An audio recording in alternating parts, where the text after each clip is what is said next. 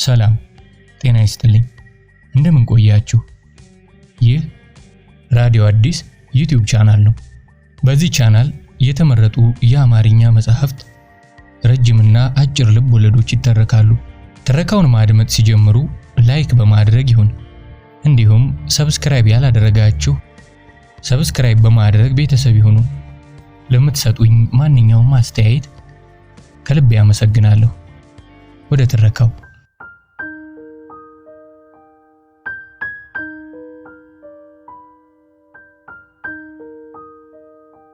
አይነ ርግብ ደራሲ ትዕግስት ሳሙኤል አይነ ርግብና ሌሎች አጫጭር ታሪኮች ከያዘው 2017 ከታተመው የትዕግስት ሳሙኤል መጽሐፍ ውስጥ የተወሰደ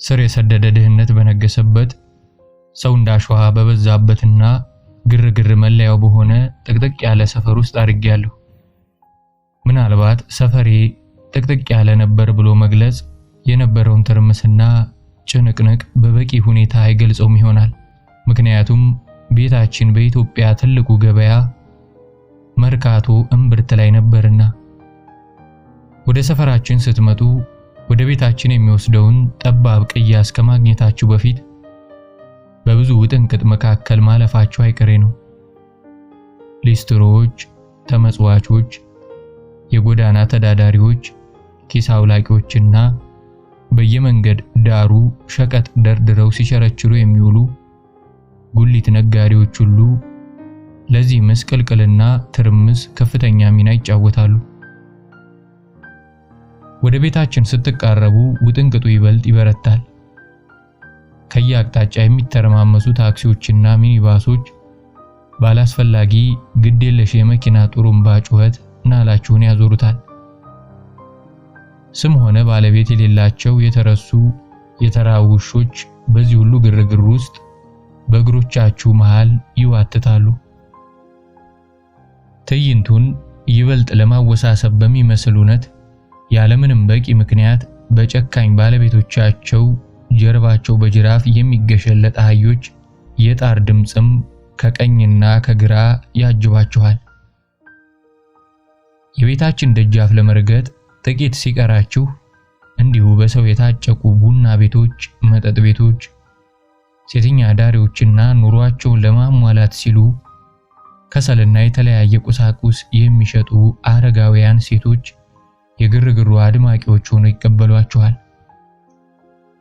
በትናንሽ ካፍቴሪያዎችና ሬስቶራንቶች በረንዳ ላይ ድህነት ያደቀቃቸው የሙት ልጆች ትርፍራፊና መጠለያ ለማግኘት ሲፍጨረጨሩ ማየታችሁ የግድ ነው ይህ የልጅነት የመልክ ነበር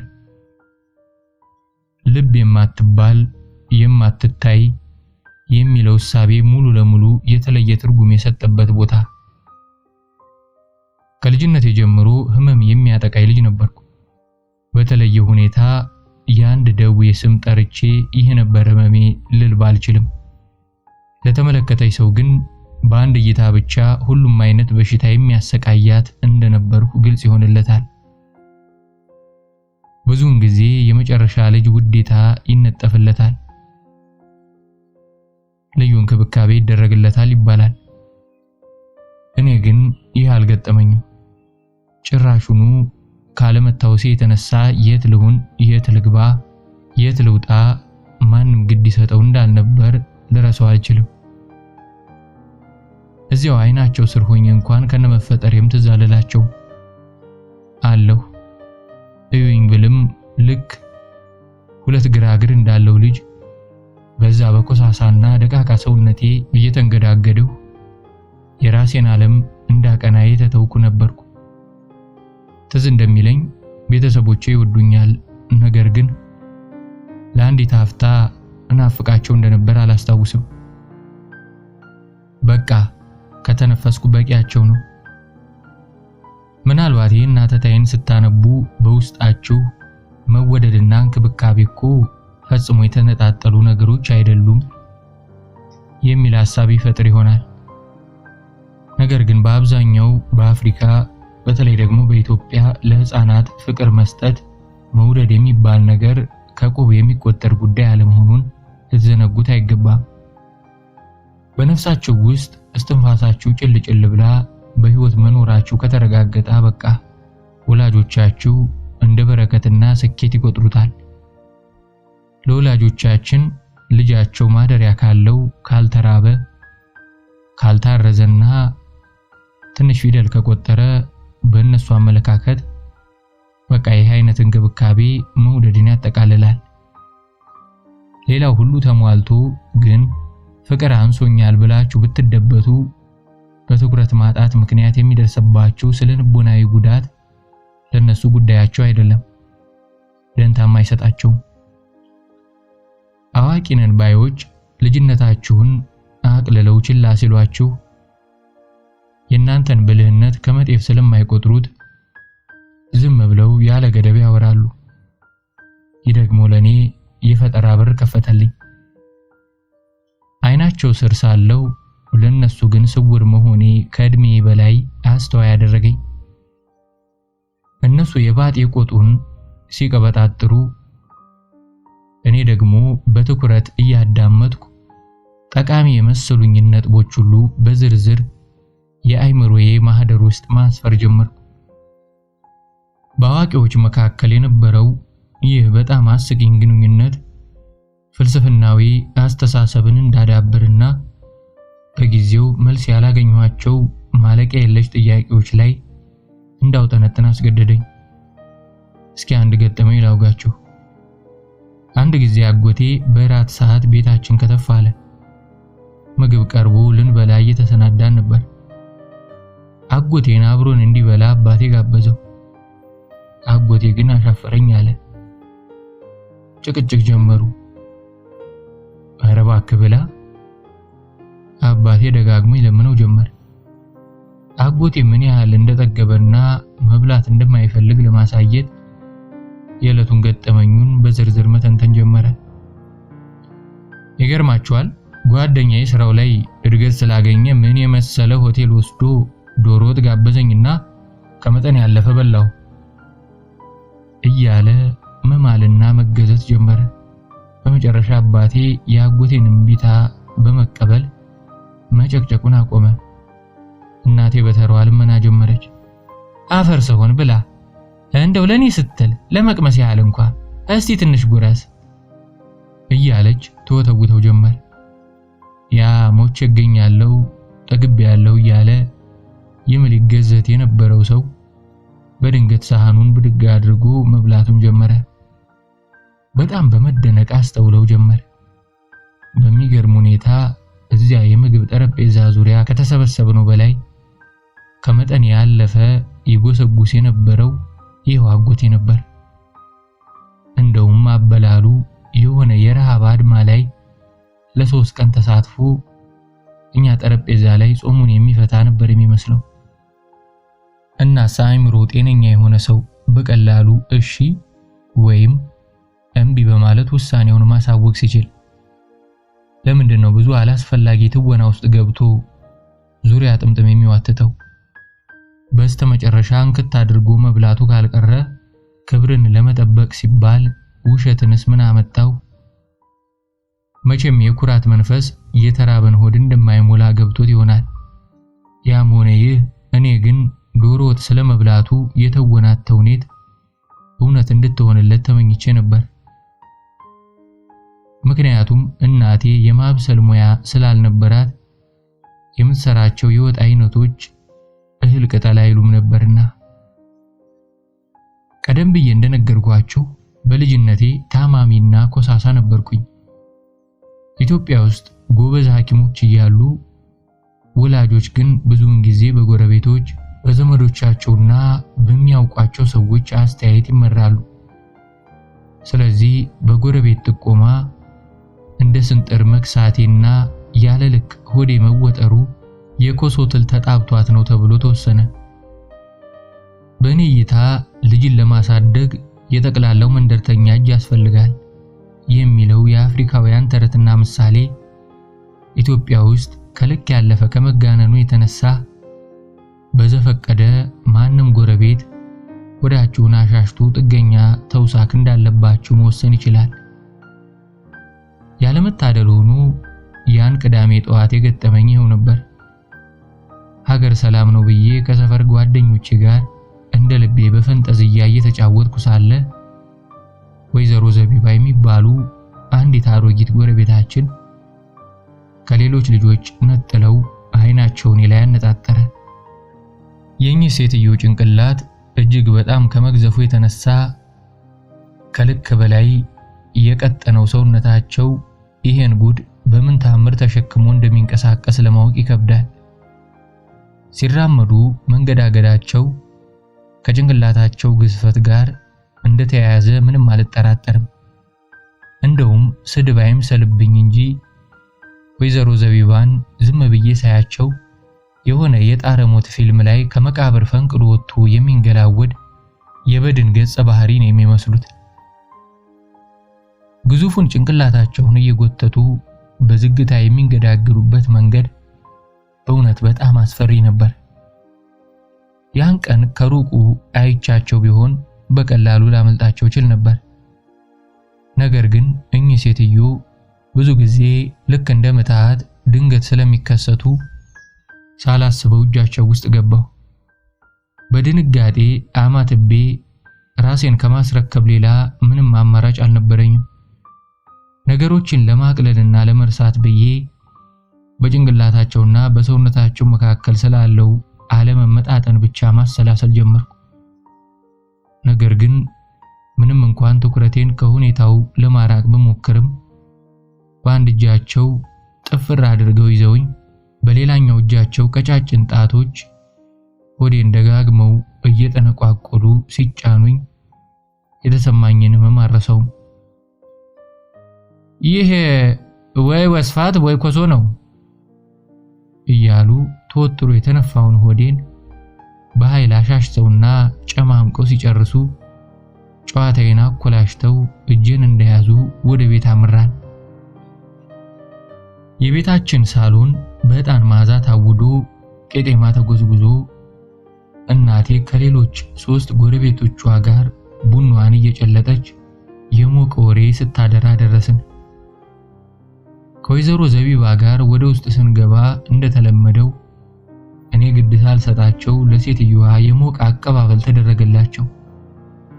ብዙም ሳይቆይ በዓለም ላይ መፍትሄ የሚሹ ስንት አንገብጋቢ ችግሮች እያሉ ወይዘሮ ዘቢባ የኔ የሆድ እብጠት ጉዳይ በጣም እንዳሳሰባቸው ለእናቴ ያስረግጠው ነገሯት። ወዲያውኑ እናቴ ጠራችኝና ሳሎን ውስጥ መሃላቸው እንድቆም ታዘዝኩ። በጎረቤቶቻችን ሁሉ ፊት እናቴ ቀሚሴን ከፍ እንዳደርግ ጠየቀችኝ። አማራጭ ስላልነበረኝ ቀሚሴን ወደ ላይ ሰብስቤ አረንጓዴ ሙታንታይንና በክሳት የመነመኑ እግሮቼን እያሳየሁ ሙዚየም ውስጥ እንደቆመ ሐውልት ደርቄ ቀረሁ። ተራ በተራ እያንዳንዳቸው የተነረተውን ሆዴን ማሻሸትና መጫን ጀመሩ። በስተመጨረሻ ማንም ሐኪም ባልተገኘበት በትብብር የደረሱበት ውሳኔ ያሳየው ኮሶትል በሆዴ መኖሩ ነው። ይህ ጉዳይ የስሜት ጠባሳ ፈጥሮብኝ ሊሆን ይችላል ብላችሁ አስባችሁ ከሆነ ተሳስታችኋል። የሀገር ጎረቤት ተሰብስቦ ቀሚሴ ተገልቦ አካሌ ያለ ፈቃዴ እየተዳሰሰ በግል ሕይወቴ እንዲምቦራጨቁ መፍቀድ ለኔ ከፍተኛ ውርደት ቢሆንም ነገር ግን ወሬያቸው መሃል የውድ ጓደኛዬን የመንሱርን ስም ስሰማ ሐሳቤ ተከፋፍሎ ስለነበር ለመከፋት ጊዜ አልነበረኝም። ስለዚህ ሌላውን ሁሉ ትቼ ጆሮ መጥባቴን ቀጠልኩ። የዚያች ጋለሞታ ልጅ ስሙ ማን ነበር በመድኃኒዓለም? አዎ መንሱር። እሱ እኮ እንዲሁ እንደ ልጅሽ ሆዱ ተወጥሮ ነበር። እናቲቱ ግን ማን ይጎልምትላት? ልጇን በቅጡ ማሳደግ ተስኗት ልጅየው ሆድ ውስጥ ወስፋት ነክሶ ኖሮ አንድ ቀን ወስፋቱ በአፍንጫው ወጥቶ ነፍስ ውጪ ነፍስ ግቢ ብለው ወይዘሮ ዘቢባ ሐሜታቸውን አደሩ። የወስፋቱ በአፍንጫ የመፈትለግ ጉዳይ አስደንግጦኝ እዚያው ደረቄ ቀረው። የሁኔታውን አሳሳቢነት ለማጉላት ምሳሌ አቅርበዋል። እኔ እስከማውቀው የመንሱር እናት በእውነቱ ጋለሞታ አልነበረችም። ነገር ግን እናቴን ወደ ተግባር እንድትሰማራ ለመቀስቀስ እንዳስፈላጊ ማበረታቻ እንዲጠቅማቸው ስም ማጥፋት ዘመቻውን ተያያዙት። ለምንድነው እነዚህ አዋቂ ነን ባዮች መልካም ነገር ለመፍጠር ሲሉ የከፋ ውሸት የሚዋሹት? በክፋት የተመረኮዘ መልካምነትስ ምኑን መልካም ሆነ? እኔን እንዴት አድርገው የኮሶ መድኃኒት እንደሚግቱኝ ሲወያዩ ድምፄን አጥፍቼ ሹልክ ብዬ ወደ ጓደኛዬ መንሱር ቤት አመራሁ። ስለገባሁበት የትላትል ዱብዳ መንሱር ይረዳኛል ብዬ ስላሰብኩ እስካገኘው ችኮላዬ አይጣል። መንሱር የቅርብ ጓደኛዬ ነበር። ጸጉሩ ከግማሽ አናቱ ስለሚጀምር ከሩቅ ሲታይ መላጣ ይመስላል። ነገር ግን ቀረብ ሲል ክብ ጭንቅላቱ በተፈረዘ ሉጫ ጸጉር የተሞላ ድንቡሽቡሽ ያለ ደስተኛ ልጅ ነበር። ሁለታችንም ማንበብና ታሪኮችን እየፈጠረን ማውራት እንወድ ነበር። ነገር ግን በተረት ፈጠራ እሱ ከኔ በእጅጉ ይበልጣል። ውሸት እየተናገረ እንደሆነ እንኳን እየታወቀ በፈጠራው ቅብ የተጥበረበረ ማንኛውም ሰው እሱን የማዳመጥ ሱስ ይይዘዋል። ሁኔታዎችን የሚገልጽበት መንገድ በጣም አሳማኝ ከመሆኑ የተነሳ አድማጩ ታሪኩ የሚከናወንበት ቦታ የተገኘ ያህል እንዲሰማው እስከ ማድረግ ድረስ የተካነ ነበር። ቤታቸው ስደርስ እናቱ በሩን ከፈተችልኝና አቅፋ ስማኝ ወደ ሳሎን አመራን። የሆነው ነገር ታወራለች፣ ግን እድሜ ለወይዘሮ ዘቢባ መስሚያዬን ተነጥቄያለሁ። ከንፈሯ ሲንቀሳቀስ አያታለሁ፣ ግን በሐሳቤ ያለ ማቋረጥ የማውጠነጥነው ጋለሞታ የሚለውን ቃል ብቻ ነበር። ጎረቤታችን እንዲህ አድርገው አይምሮዬን ስለመረዙብኝ በውስጥ የረገምኳቸው።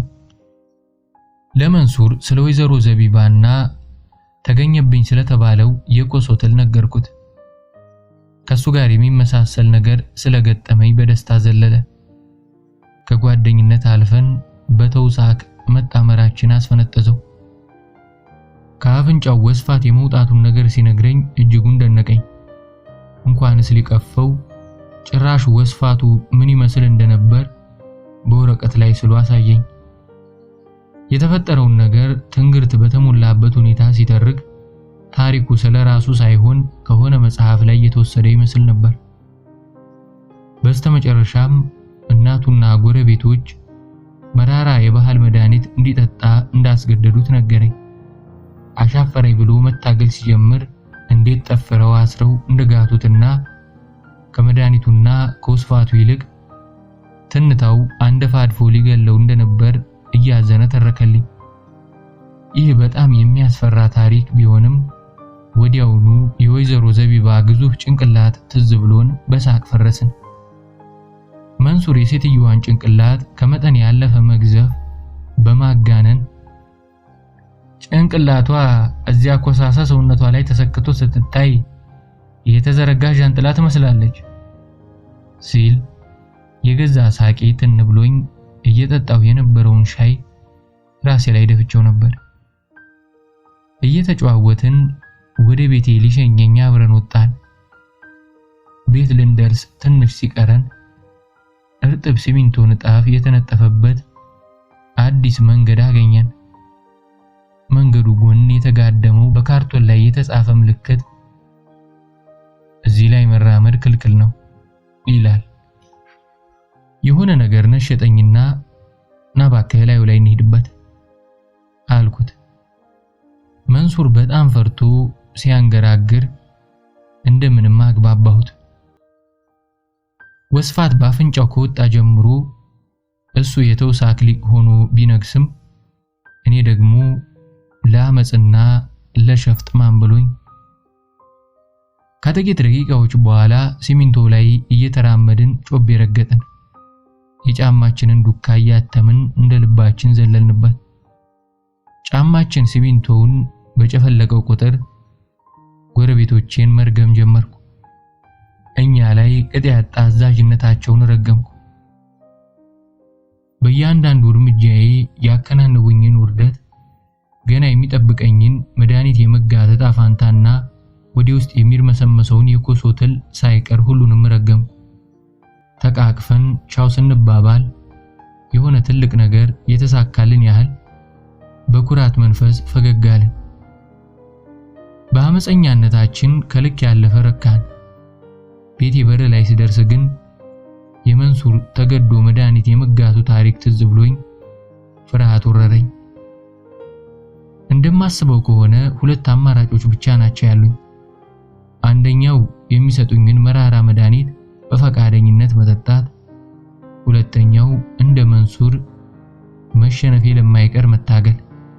ግን ሶስተኛ ምርጫ ተብሎ የወይዘሮ ዘቢባን ጭንቅላት መጨፍለቅ የሚል ቢገባበት እውነት እላችኋለሁ እሱ ከሁሉ ይቀለኝ ነበር። ቤት ስመለስ የአቅመ ቢስነት ስሜት ወረረኝ። የጎረቤቶቻችን በሁሉ ነገር ጣልቃ ገብነት ከልጅነቴ ጀምሮ በጣም ያስመረረኝ ጉዳይ ነው። እንዲያውም የሆነ ጊዜ ትዝ ይለኛል ጸጉሬን ቅማል ወርሶት እናቴ መፍትሄ ፍለጋ ጎረቤቶቿን ስታማክር በሹሩባ የተወጠረው አናቴ በቤንዚን ተነክሮ በሻሽ ተጠቅልሎ አንድ ሌሊት እንዳድርበት መከሯት።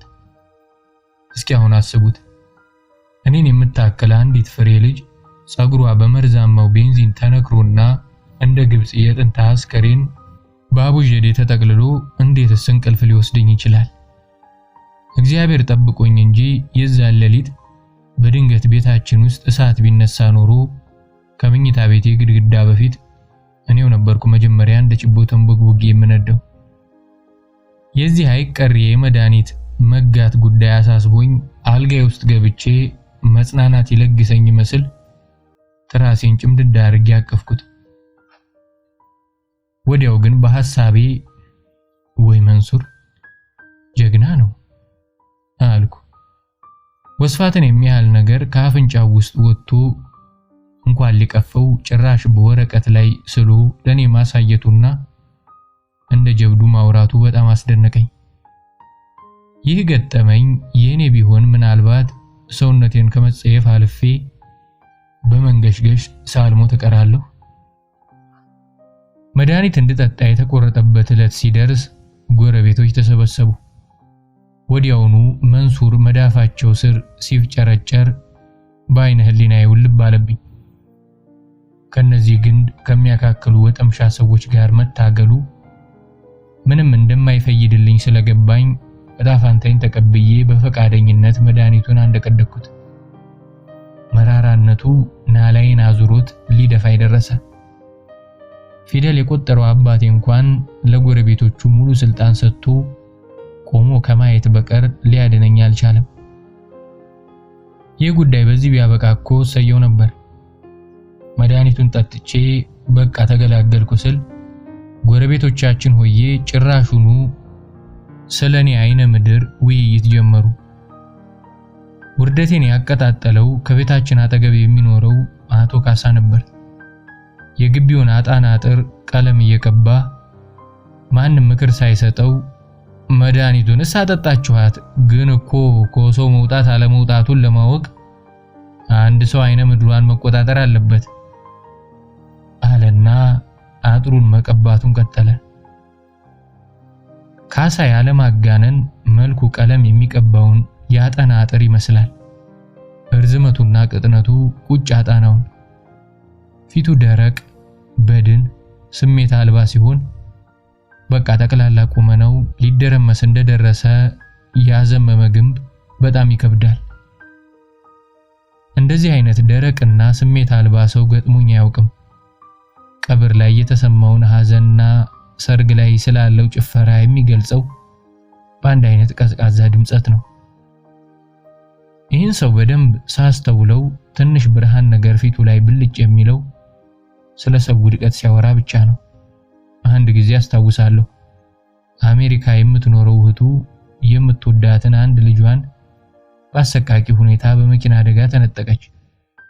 ይህንን አሳዛኝ ዜና ቤታችን መጥቶ ለእናቴ ሲነግራት እሰማለሁ።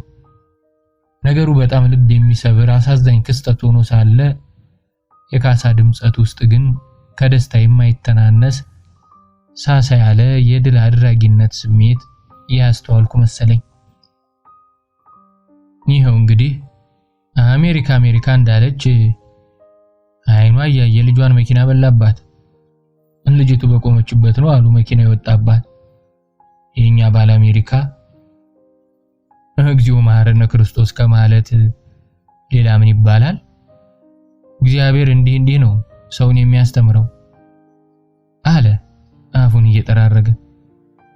ካሳ ይህን የመሰለ አሰቃቂ ስቃይ ከእግዚአብሔር የተሰጠ ነው ብሎ ማመኑ መለኮትንና አረመኔነትን አጣምሮ ማየቱ በጣም የረበሸኝ ነገር ነበር። ይኸው ዛሬ ደግሞ አቶ ካሳ እንደዋዛ ስለኔ አይነ ምድር ሳይጠየቅ መለፍለፉ ውርደቴ የሚያስደስተው አይነት ስሜት ፈጠረብኝ። በፍጥነት ወደ ክፍሌ ሄድኩ። በትራሴ ፊቴን ሸፈንኩና የቻልኩትን ያህል ጮኩ። አይነ ምድሬ የውይይትና የትንታኔ ርዕስ ጉዳይ የመሆኑ ሁኔታ ልቋቋመው የማልችለው ብስጭት ውስጥ ዘፈቀኝ። ከነዚህ ጎረቤት ተብዮች የትም ማምለጫ ቦታ አለመኖሩ አናደደኝ። ያለምንም ከልካይ እንዳሻቸው ጣልቃ ለመግባት ነፃነት አግኝተዋል። የዚያን ቀን ከሰዓት በኋላ መንሱር ሊጠይቀኝ ቤት የመጣ መድኃኒቱ ነው መሰለኝ በየደቂቃው ከማጓራት የማይተናነስ ግሳት ለቀቀብኝ። ኮስፋት ነፃ የሆነው መንሱር የተውሳክ ሊቅነቱን ለማሳየት ግዛቱ የሚያመለክተው የኮሶ ትሎቹ በመድኃኒቱ መረፍረፍ መጀመራቸውን ነው ብሎ አበሰረኝ። እኔም ሙሉ ለሙሉ አመንኩት። ደግሞስ ምን ምርጫ ነበረኝ? ለምን እንደሆነ ባላውቅም ቤተሰቦቼ የመንሱር ቤታችንን ማዘውተር ብዙም አይረብሻቸው። ደጋግሞ ስልችት እስኪላችሁ የሚቀርብላችሁን ፓስታ ባትወዱትም ግን ያው ምንም ጉዳት ስለሌለው ትበሉታላችሁ። ቤተሰቦቼ መንሱርን የሚታገሱት ልክ እንደዚህ ፓስታ ይመስላል። ብዙ ይመጣል ግን ምንም አይጎዳም። መንሱር እንደኔ ተከልሎ ተጋርዶ አይነት አኗኗር አይወድም። በተፈጥሮ አይናፋር አልነበረም። እንዲያውም መታየትና መደመጥ በጣም ያስደስተው ነበር። ነገር ግን ከመሰሎቹ አይረዘመች ማሽላ አንድም ለወፍ አንድም ለወንጭፍ እንደሚባለው የተጋነነ ትኩረትን መፈለግ ላልተፈለገ አደጋም ይጋብዛል። አንድ ጊዜ መንሱር ሲያቀብጠው ለታላላቅ ወንድሞቼ ወደፊት በጊነስ በዓለም የድንቃ ድንቅ መዝገብ ላይ ስሙን ማጻፍ እንደሚፈልግ ነገራቸው። ምን አስደናቂ ነገር ፈጥሮ እዛ መዝገብ ላይ መጻፍ እንደፈለገ እንኳን እንዲያብራራ ጊዜም ሳይሰጡት በሳቅ ፈነዱ። ወዳቸውን ይዘው እንባቸው እስኪፈስ ያሽካኩበት ድምጻቸው አሁን እንኳን ትውስታው ጆሮዬ ላይ ያንባርቅብኛል። በዚያ ቀን ነበር የመንሱር ግንባር እንዲለካ የተደረገው። የመለኪያ ሜትር የማምጣት ተልእኮ ተሰጥቶኝ ስለነበር ሳላንገራግር ይዤ መጣሁ። በክፍሉ መሃል አስቀመጡትና ግንባሩን እስከ ጸጉሩ የመጀመሪያ መስመር ድረስ መለካት ጀመሩ። እውነትም ግንባሩ በጣም ትልቅ ነበር። ግን እንደድል ሆኖ ወንድሞቼ የግንባሩ ትልቅነት የማይካድ ቢሆንም ቅጽል ስም ለማውጣት በቂ የሆነ የተጋነነ ግዝፈት አይታይበትም የሚል ድምዳሜ ላይ ደረሱ። እንዲህ አይነት ውርደትና ሀፍረት ሊደርስበት አይገባም ነበር። አይኑን ባቋጥሮ ላለማልቀስ ሲታገል አንጀቴን በላኝ። ነገር ግን ጣልቃ በመግባት የማይረባ ትዕይንታቸውን በኃይል ለማስቆም በጣም ትንሽና አቅመ ቢስ ነበርኩ። አንድ ሰው መመለስ የማይችለውን ጋኔን በፉጨት መጥራት የሌለበትም ለዚህ ነው ብዬ ከማሰብ በስተቀር ምንም ማድረግ አልቻልኩም። በሳይንሳዊ ሁኔታ የሚቻል ቢሆን ኖሮ የመለኪያ ሜትሩን ከእጃቸው መንጥቄ ድንቁርናቸውን ለክቼ መጠኑን በቁጥር ብገልጽላቸው እንዴት ደስ ባለኝ። ነገር ግን ከመንሱር በተቃራኒ የኔ አቅም ያለው ልብ ባለመባሌ ውስጥ ስለነበር ነገሩ ቢያበሳጨኝም ማንኛውንም እርምጃ ከመውሰድ ተቆጠብኩ። ወደ ቤቱ እየሸኘሁት ሳለ የማወቅ ጉጉቴ በርትቶ ለመሆኑ ግንባርህ ስንት ሴንቲሜትር ሆነ ብዬ ልጠይቀው አሰብኩና ካፌ ላይ መለስኩት። ወንድሞቼ ግንባሩን ከለኩት በኋላ በወረቀት ላይ የሆነ ነገር ሲሞነጫጭሩ አይቼ ነበር። ነገር ግን በጣም ተቻኩለን ስለወጣን ትክክለኛውን የልኬት ቁጥር የማየት እድል አላገኘሁም ነበር። በኋላ ግን ራሴን ገጸጽኩና ወደ ተሳሳተ አቅጣጫ የሚዋዥቀውን ሐሳቤን ልጓም አበጀሁለት። ቀጥሎ በመንገዳችን ሁሉ መንሱርን ማጽናናቴን ቀጠልኩ። መንሱር ግን የእውነትም በጣም ምስኪን ልጅ ነበር። የዓለማችን ታላቁ ሼፍ ለመሆን እንደሚጓጓ አውቅ ነበር። ምግብ ሲያበስል አይቼው ባላውቅም ሲበላ ግን ተወዳዳሪ የለውም። መንሱር ለምግብ ያለው ፍቅርና ስለ ምግብ በማውራት የሚያጠፋው ጊዜ ልክ ለስራው ትልቅ ፍቅር ያለው የቅሪታ አካል ተመራማሪ የሚመረምረው ቅርስ ላይ ከሚያጠፋው ጊዜ ጋር ይወዳደራል። ወደፊት በጊኔስ የዓለም ክብረ ወሰን መጽሐፍ ውስጥ መመዝገብ የፈለገው በአበሳሰሉ ክህሎት ነው። ለሱ ባልነግረውም እኔ ግን በውስጤ ከመጠን ያለፈ የመብላት ፍላጎቱ ከምግብ አዘገጃጀት ችሎታ ጋር ተምታቶበት ሊሆን ይችላል የሚል ጥርጣሬ ነበረኝ። ብቸኛ ወዳጁ እንደመሆኔ መጠን ተስፋ አላስቆረጥኩትም። በመንሰፍሰፍ የሚሰለቅጠው ያ የሚወደው እህልና አመጋገቡ በዚሁ ከቀጠለ ብዙም ሳይቆይ በጣም የላቀ የማብሰል አቅም ሊያዳብር ይችላል ብዬ እተማመንበት ነበር። ይሁን እንጂ ይህንን ምኞቱን የዛን ቀን ለወንድሞቼ ባለመጥቀሱ ፎያል የታወቅኩ ሼፍ መሆን እፈልጋለሁ ብሎ ተናግሮ ቢሆን ኖሮ ጨካኞቹ ወንድሞቼ የሚያወጡለትን የቅጽል ስም መገመት አያዳግትም። እንቁላል ራስ፣ ሹካ ራስ ወይም ደግሞ እንደ ግጥም ቤት የሚመታ መንሱር፣ የድንች ፕሮፌሰር ምናምን ብቻ ምን ልበላችሁ። ምኞቱን የሚያኮላሹ የቅጽል ስሞች ናዳ ያወርዱበት ነበር።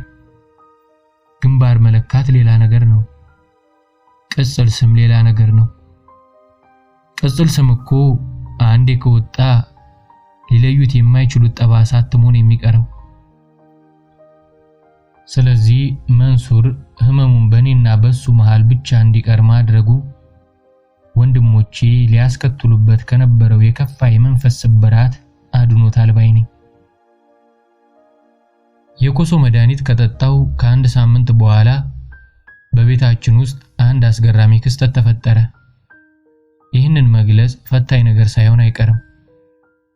አስታውሳለሁ፣ ቀኑ እሁድ ከሰዓት ነበር። የሆነ ነዝናዛ ዝናብ ቀኑን ያለ ወትሮ አቀዝቅዞታል። ሳሎናችን መሃል ያለው የከሰል ምድጃ በዝግታ ይፈጋል። የዝናቡ ዜማ ከከሰል ምድጃው ከሚወጣው ሙቀት ጋር ተዳምሮ ቤታችንን ሞቅ ያለ ድባብ ሰጥቶት ነበር።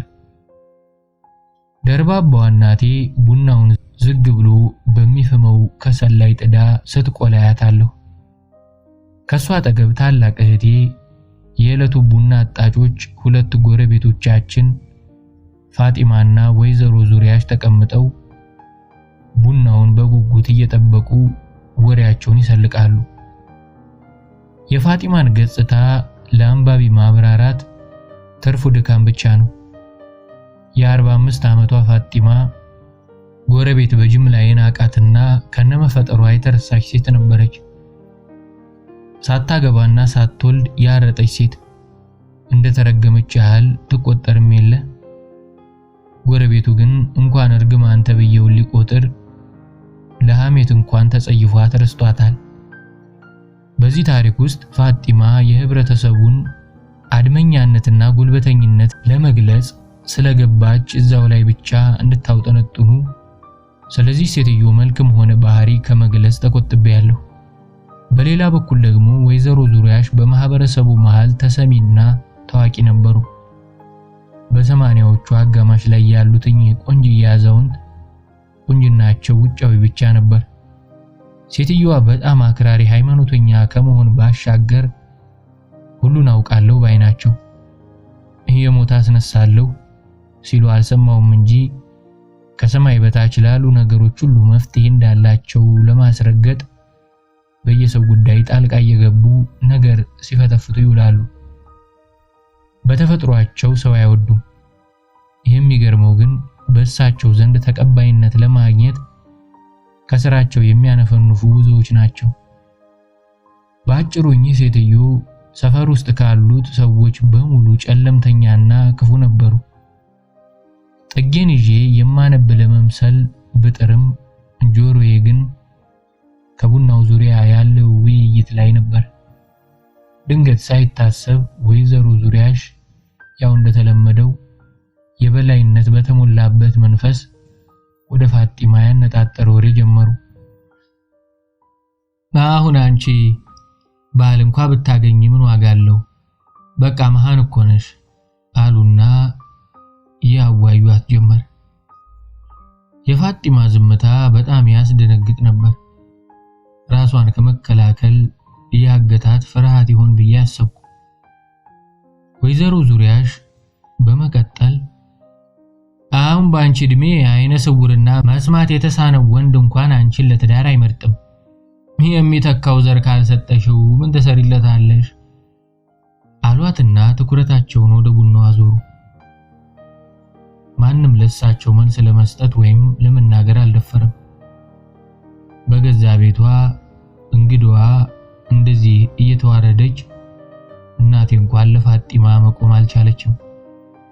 እናም ይህችን ብቸኛ ሴት በዝምታ አቀርቅራ ሳያት ጥልቅ ሐዘን ተሰማኝ። ወይዘሮ ዙሪያሽ መናገር በጀመሩበት ቅጽበት መንፈሷ ክፍሉን ለቆ የወጣ ይመስላል። እንዴት አይነት ጨካኝ ሴት ናቸው ብዬ አሰብኩ። አንገታቸው ላይ ያደረጉት ሐብልና ከስሩ የተንጠለጠለውን ትልቅ መስቀል ቃኘት አድርጌ እኚህ ክፉ ሴት ከኢየሱስ ክርስቶስ ጋር ያላቸውን ዝምድና ማውጠንጠን ጀመርኩ። እሱ ይፈውሳል፣ እሳቸው ያቆስላሉ። በቃ ይሄው ነው። የሰፈሩ ሰው እንደሚያወራው ከሆነ ብቸኛው ልጃቸው ከሞተ በኋላ ነው አሉ ወይዘሮ ዙሪያሽ እንደዚህ በነገር ተናዳፊ የሆኑት። እኔ ወንድሞቼና እህቶቼን ጨምሮ በአካባቢው በሚኖሩ ልጆች ላይ ሁሉ ቂም ይዘዋል ይባላል። የእሳቸው ልጅ ሞቶ እኛ ስለኖርን ይሆን? ለነገሩ እኔም ፍጹም አልወዳቸውም። አባቴና ሁለት የቅርብ ጓደኞቹ አቦል ቡና ለመጠጣት ከናቴ እንግዶች ጋር ተቀላቀሉ። አቶ ሰለሞንና አቶ ግርማ ሰፋ ያለው መቀመጫ ላይ አጠገብ ለአጠገብ ተቀምጠው ከአባቴ ጋር ሆነው ጀምረውት የነበረውን ፖለቲካዊ ውይይት ሞቅ ባለ ሁኔታ አጦፉት። ጠቅላይ ሚኒስቴሩንና አመራሩን ማማትና መተቸት በጣም የሚወዱት ርዕሰ ጉዳይ ነው። የቀድሞ ወታደር የነበረው አቶ ሰለሞን ያለፈውን አገዛዝ በጣም ከማወደሱ የተነሳ ድሮኮ ወይም በእኛ ጊዜ እኮ ካላይ መለስም ባለባበስ ማንም የማይስተካከለው ሰለሞን ዘለግ ያለ ቁመና አለው። ከመጠን በላይ የጎፈረው ቅንድቡ ጸጉር ይሁን ወይም የከንፈሩ ቅጥነት አራት ማዕዘን ፊቱን አተኩሮ ላየው ሰው ይህ ነው የማይባል የሆነ የሚረብሽ ገጽታ ነበረው። በአንደኛው እጁ መዳፍ አፍንጫውን እየጠረገ በሌላኛው እጅ ከያዘው ስኒ ቡናውን ፉት እያለ አልሰማላችሁ እንጂ እየነገርኳችሁ እኮ ነው ማርያምን የምላችሁ። በዛን ጊዜ እናንተም የምታውቁት ነገር የለም። በአንድ ብር 8 እንቁላል እንገዛ አልነበረም እንዴ? ብሎ ስኒውን እንደያዘ አቶ ግርማን ቃኘው። አቶ ግርማም በስምምነት ራሱን ነቀነቀ። የአቶ ግርማ ፊት ተሰርቶ ያልተጠናቀቀ ህንጻ ይመስል ነበር። ፍጥጥ ብሎ ዝብርቅርቅነቱን ላጤ ነው። እባክዎትን እንደገና አስተካክለው ያደራጁኝ የሚል ጥሪ የሚያስተላልፍ ነው የሚመስለው። አናቱ አናቱ ላይ በጣት የሚቆጠሩ ጸጉሮች ቢኖሩም በኪሱ ይዟት የሚዞራትን ማበጠሪያ 10 እያወጣ በአይናችን ልናየው የተሳነንን ጸጉር ለመግራት ይሞክራል። ጸጉሩ የማበጠሪያ ክብር ይፈልጋል ብሎ ማሰቡ በራሱ አስቂ ነገር ነው። ወጣ ገባ ብሎ ያለ ቅርጽ ያደገው ጺሙንና በፊተኞቹ ጥርሶቹ መሃል ያለውን ሰፋ ያለ ክፍተት ለሚያየው ሰው ያበሳጫል። እንደዚህ ተሰብስበን በነበርንበት በዚህች ውድ ቀን ነበር የግቢያችን በር በድንገት በከፍተኛ በማያቋርጥ ሁናቴ ተንኳክቶ ያስበረገገን። እንደዚህ አይነት ጥርፊያ የተሞላበት ከድብደባ የማይተናነስ መንኳኳት ከሞት ወይም ከአንድ አይነት አደጋ ጋር የተያያዘ ስለሆነ ሁላችንም ግር ብለን እየተሯሯጥን ወደ በሩ አመራን። በሩ ሲከፈት አክስቴ ከመጠን በላይ እየጮኸች በፍርሃት ትንቀጠቀጣለች። በጣቷ ወደ ሆነ በሩ ላይ ወደ ተጣለ እንግዳ ነገር እየጠቆመች ለአባቴ ወንድሜ እየው እስቲ ያቺ ጠንቋይ በር ላይ ምን እንዳስቀመጠች፣ ወይኔ ወንድሜ ማን ይሆን እንደዚህ ሊጎዳ ያሰበው? ከዚህ ጠንቋይ የተመሳጠረው ማን ይሆን ብላ ወደ ነገርየው እንዳይጠጋ ጎተተችው። አባቴ ይህን ሲሰማ በድንጋጤ ደርቆ ቀረ። ራሷን በሁለት እጆቿ ይዛ አባቴን እንደገና ልታስረዳው ትሞክር ጀመር። እየው እስቲ ይሄ የሞት ድግምት ነው እያለች ማልቀሷን ቀጠለች። ቀስ ብዬ ወደ ተቆመችው ነገር ተጠጋሁ። የሆነ በጥቁር ክር የተጠመጠመ የሚያስፈራ አሻንጉሊት የሚመስል ነገር ነጣ ያለ ሳህን ላይ ተያይዞ ከተለያዩ ቅጠላ ቅጠሎች ጋር ጥፍር ተደርጎ ታስሯል። ከዚያም በራችን መግቢያው ላይ በትክክል መስመሩን ጠብቆ ተጋድሟል። ይህ ትዕይንት ሁሉንም ሰው እጅጉን አስደነገጠው። ሰፈሩ ጠቅላላ በፍርሃት ተረበሸ። እኔም ይህን አስፈሪና እንግዳ ክስተት ለመሸሽ ከናቴ በስተጀርባ ተደበቅሁ። ስለ ሁኔታው በቂ የሆነ መረጃ ልናገኝ ባንችልም ግን ሁሉም ሰው የተስማማበት ነገር ቢኖር አንድ የታወቀች ጠንቋይ የሞት ድግምት ደጃችን ላይ ማስቀመጧ ላይ ነው። ምንም እንኳን ለወይዘሮ ዙሪያሽ የነበረኝ ጥላቻ ስር የሰደደ ቢሆንም የዛን ቀን ግን እንደተጠበቀው ወዲያውኑ ለዚህ ጉዳይ መፍትሄ ለማምጣት ኃላፊነት በመውሰዳቸው ያልኩ። ወይዘሮ ዙሪያሽ እያማተቡና የሆነ አይነት ጸሎት እያጉተመተሙ ይህንን ነገር ማንም ሰው በእጁ እንዳይነካ ብለው ቀጭን ትዕዛዝ ሰጡ። ቤታችን ወሬ ለመቃረም በሚቀላውጡ መንገደኞችና ምጽዋት ጠያቂዎች ተከበበ። ግርግሩ ያበሳጫቸው ወይዘሮ ዙሪያሽ ግን እየተሳደቡ ውጪ የቆመውን ሰው ሁሉ አባረሩ። እኚህ ሴት እየተንጎራደዱ ጉዳዩን ሲያጠኑ አተኩሮ ላያቸው የወንጀል ምርመራ ክፍል ኃላፊ ነበር የሚመስሉት። ከጥቂት ደቂቃዎች በኋላ ጉሮሯቸውን እየጠራረጉ ይሄ የዛች የጋለሞታ ጠንቋይ አስናቀሽ ስራ ነው። በዚህ ሰፈር ሌላ እንደዚህ አይነት መተተኛ የለም። ለዚህ ቤተሰብ በጣም ክፉ የተመኘ ሰው አለ። ቅድስት ድንግል ማርያም ግን በቸርነቷ ተጠብቃቸዋለች አሉና ማማተባቸውን ቀጠሉ። አባቴና ጓደኞቹም ከሳቸው ጋር በመስማማት ማማተብ ጀመሩ። ወይዘሮ ዙሪያሽ ከዚያ ትኩረታቸውን ወደ እናቴ አዙረው ጓንትና ፌስታል እንድታመጣ አዘዟት። እኔም እናቴን ለማገዝ ተከትያት ወደ ኩሽና ሄድኩኝ። ከተወሰነ ጊዜ በኋላ እንደታዘዝነው የጨርቅ ጓንትና ተለቅ ያለ ፌስታል ይዘን ወደ ቦታው ተመለስን።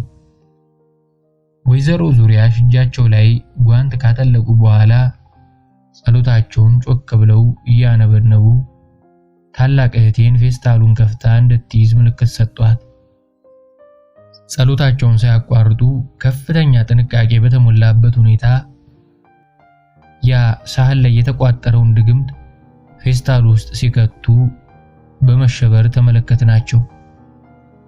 ከዚያም ምክራቸውን በመቀጠል አሁን ዋናው ነገር ምንድነው መሰላችሁ? ይህ ድግምት ወደ ላኪው መመለስ አለበት። በቃ አሁን የሚያስፈልገው በአስቸኳይ ወስዶ መተቷን እዛው በሯ ላይ ማስቀመጥ ነው በማለት ንግግራቸውን እንደመደሙ። ሁሉም በአንድነት በነገሩ ተስማሙ። እኔም አዋቂዎች ለዚህ አስፈሪና እንግዳ ክስተት መፍትሄ በማበጀታቸው ፍርሃቴ ቀስ እያለ ተቃለለ። አገር ሰላም ነው ብዬ ወደ ሳሎን ለመግባት መራመድ ሲጀምር ወይዘሮ ዙሪያሽ የታለች ያቺ ትንሽ ልጅ ብለው ሲጣሩ ሰማሁ። የት ልሂድ? ምን ይዋጠኝ? በቃ በድንጋጤ ደርቄ እዛው ባለሁበት ቆምኩ። አሁን እስቲ ይታያችሁ በሰይጣናዊ አምልኮ ከተካኑት ከነዚህ ሁሉ አዋቂዎች አንዱን መምረጥ ሲችሉ ስለዚህ ጉዳይ ምንም የማላውቀው አንዲት ምስኪን ልጅ ይህንን አስፈሪ ድግምት ለመመለስ መታጨቴን ምን ይሉታል? በፍርሃት እየተንቀጠቀጥኩ አይኖቼ በእንባ ተሞሉ። እርዳታቸውን ፈልጌ እናትና አባቴን ተመለከትኩ። ግን እንደተጠበቀው በዚህ ጉዳይ ላይ ፈላጭ ቆራጭ ወይዘሮ ዙሪያሽ ስለነበሩ ድምጽ አልባው ልመናዬ ፋይዳ አላገኘም። ከተሰጠኝ አስፈሪ ሥራ ይልቅ ከዲያብሎስ ጥቃት መጠበቅ ያለባት የተወደድኩ ልጅ አለመሆኔን ማወቄ እጅጉን አስከፍቶኝ ልቤ በሐዘን ተሰበረ። ወይዘሮ ዙሪያሽ ፌስታሉን ከመስጠታቸው በፊት ሁለቱንም እጆቼን ይዘው በስመ አብ ወወልድ ወመንፈስ ቅዱስ አሐዱ አምላክ የሚለውን ቃል እንድደግም አዘዙኝ። እኔም ጮክ ብዬ ተባልኩትን 3 ጊዜ ደጋገም። ከዚያም አንገታቸው ላይ የተንጠለጠለውን መስቀል አሳለሙኝና ፌስታሉን አስረከቡኝ። እንደታዘዝኩት የዲያብሎስን ንብረት ተሸክሜ ደጃፏ ላይ ለማስቀመጥ ወደ ጠንቋይዋ አስናቀች ቤት አመራሁ። እውነት እላችኋለሁ እንደዚህ አይነት ስር የሰደደ ፍርሃት መቼም ተሰምቶኝ አያውቅም። ገና መራመድ ስጀምር ፌስታሉን የያዘው እጄ በላብ ተዘፈቀ።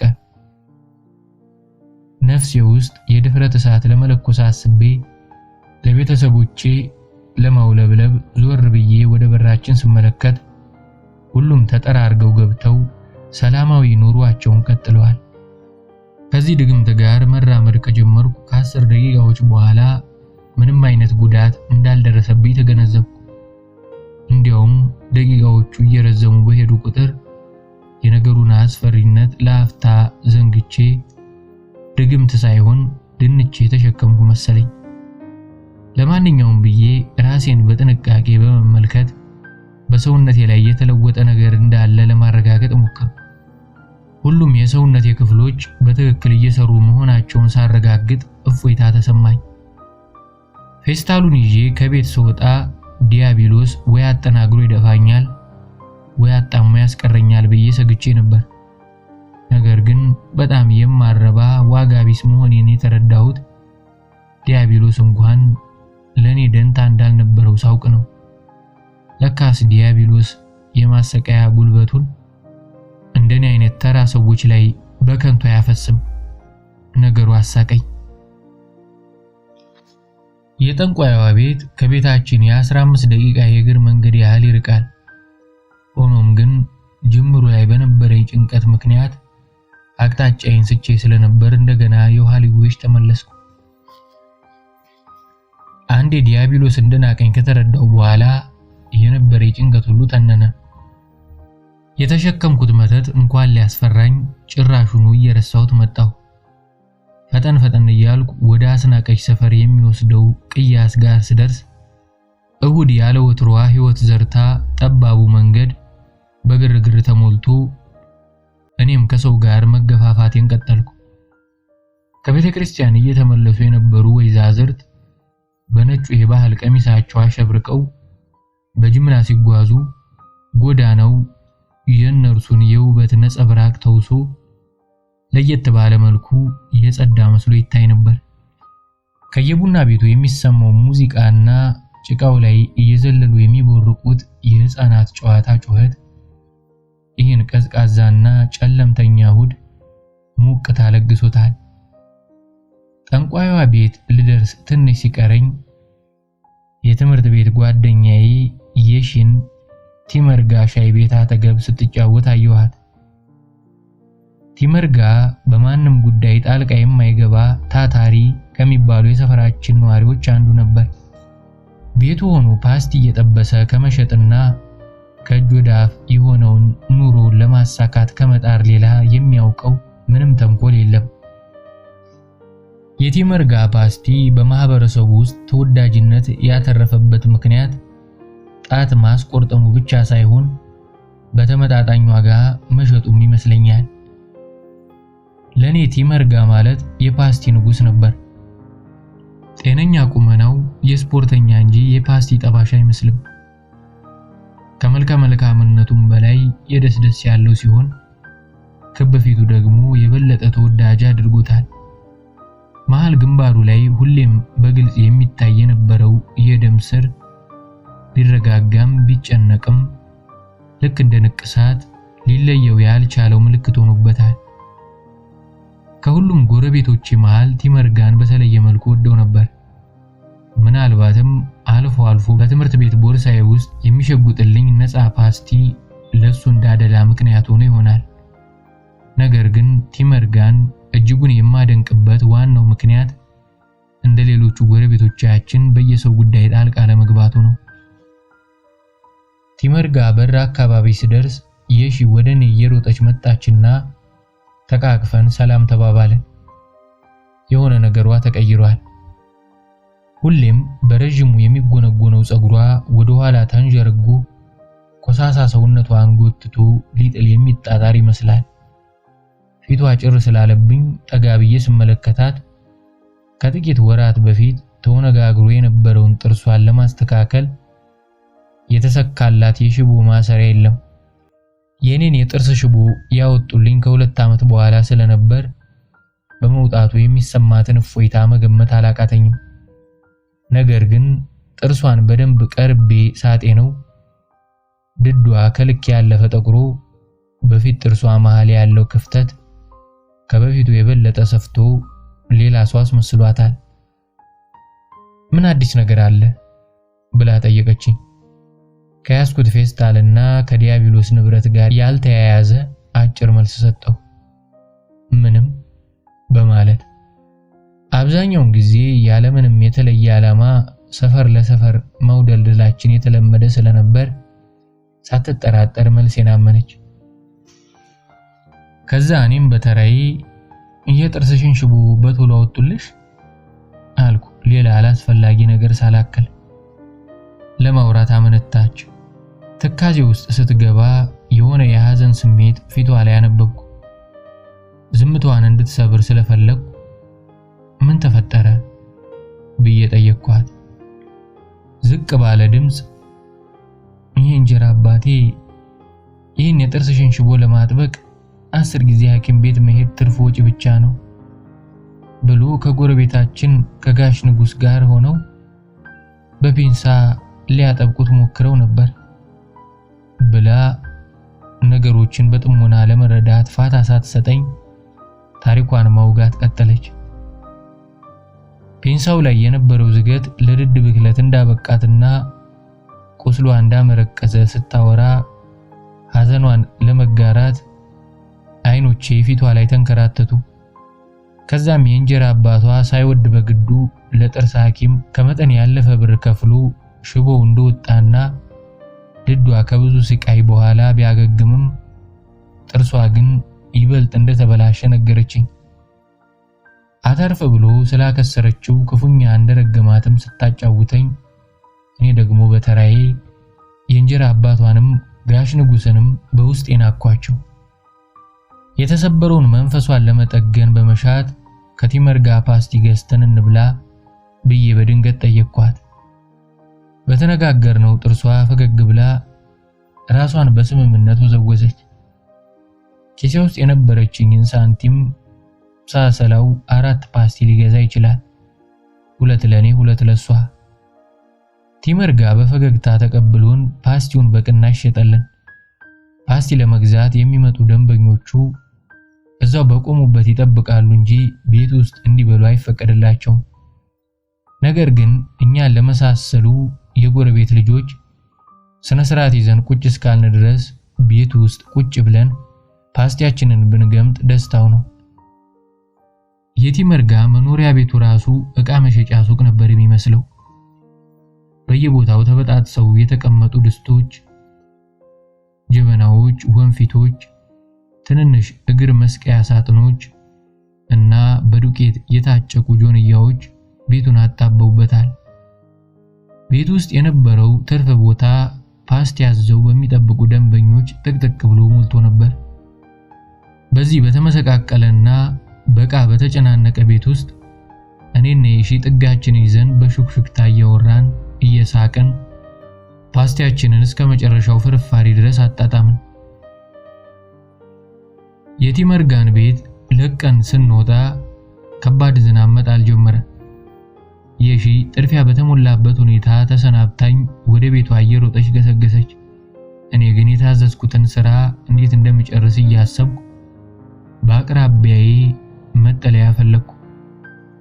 ከእንቅልፍ እንደመባለን ያህል ድንገት ትዝ ሲለኝ እጄ ላይ ይዤው ከሰዓቱን ሙሉ ስንገላጀጅ የነበረውን የዲያብሎስ ንብረት ለካስ ቲመርጋ ቤት ረስቼው ወጥቻለሁ። ሰውነቴ በፍርሃት ርዶ መንቀጥቀጥ ጀመርኩ። ከጥቂት ደቂቃዎች በኋላ ግን የት እንዳስቀመጥኩት ማንም ሊያውቅ እንደማይችል ተገነዘብኩ። ቲመርጋ ድግምቱን እንደዛ በተዘበራረቀውና በቃ በተጨናነቀው ቤት ውስጥ የማግኘት እድሉ ጠባብ ቢሆንም ድንገት ቢያየው እንኳን እኔን ሳይሆን የሚጠረጠረው የሰይጣን ወዳጅ ነው ብሎ የሚገምተውን ከደንበኞቹ መካከል አንዱን ያልታደለ ሰው ነው። ከብዙ ማሰላሰል በኋላ ለቤተሰቦቼ ለመዋሸት ወሰንኩ። ይሄ ማንንም አይጎዳም ብዬ ራሴን አረጋጋሁ።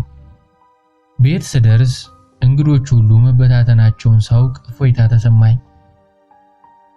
ጎረቤቶቻችን ቢኖሩማ ኖሮ በመስቀለኛ ጥያቄ አጣርፈው እውነቷን ያውጣጡኝ ነበር። የዛና መሻሽ ግን አባቴና እናቴ መልሴን ለማወቅ በመጓጓት እሺ እንዴት ሆነልሽ? በሯ ላይ ስታስቀምጪው ማንም አላየሽም? ብለው ለጠየቋቸው ጥያቄዎች የሰጧቸው አጭር የተጭበረበረ መልስ እረፍት ሰጣቸው። ዲያብሎስ እነሱን ትቶ ወደ መጣበት ወደ ጠንቋይዋ አስናቀች ጉያ ተመልሶ በመግባቱ ታላቅ እፎይታ ተሰማቸው። ይህ እንግዳ ክስተት ከተከሰተ ከአንድ ሳምንት በኋላ ተወዳጁ ቲመርጋ ባልታወቀ ምክንያት ራሱን አጠፋ። የሰፈሩ ሰው በሙሉ ተንሰቅስቆ አለቀሰለት። እኔ ግን መጽናናት አልቻልኩም።